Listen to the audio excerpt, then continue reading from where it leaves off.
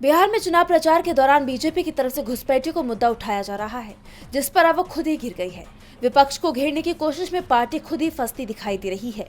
कांग्रेस सांसद प्रमोद तिवारी ने नरेंद्र मोदी और अमित शाह से इस्तीफा मांगा है, जिससे नया सियासी बवाल खड़ा हो गया है। प्रमोद तिवारी ने लोकसभा चुनाव में बीजेपी को लगे झटके का भी जिक्र किया।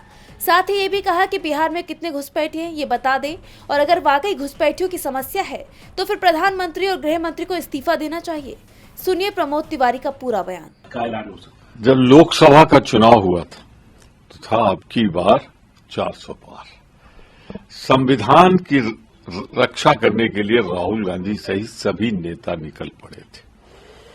उस समय भी ये इरादा था कि कैसे अनुसूचित जात, अल्पसंख्यक, गरीब, पिछड़े का वोट काटा जाए। जो इसलिए संविधान में अंबेडकर साहब ने जो वोटिंग राइट दिया था, हर व्यक्ति को मताधिकार, वही छीनना चाहती थी बीजेपी। जनता ने 240 पे लाके उनकी हैसियत खत्म कर दी संविधान बदलने की।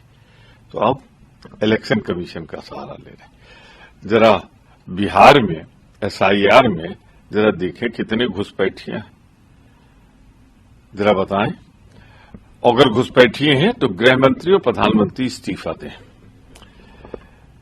ये बताएं कि कितने लोग किस जाति धर्म के। तो कोशिश वही हो रही है बाबा साहब भीमराव जी के, अंबेडकर जी के सिद्धांत की, संविधान द्वारा प्रदत्त अधिकार की, और पूरा विपक्ष पूरी शक्ति से इन वोटों की रक्षा के लिए सजग होकर रक्षा करेगा। विपक्ष तो पहले से ही बात कहता आ रहा है, अमित शाह से एक्शन लेने की बात करता आ रहा है। विपक्ष का दावा है कि बीजेपी की तरफ से ये मुद्दा उठाया तो जाता है, लेकिन पार्टी इस पर कोई एक्शन नहीं ले रही, जिससे बीजेपी घुसपैठियों के नाम पर अब दोनों तरफ से फंस गई है। अब पार्टी इससे बाहर कैसे निकलती है ये देखना होगा। DB लाइव की रिपोर्ट।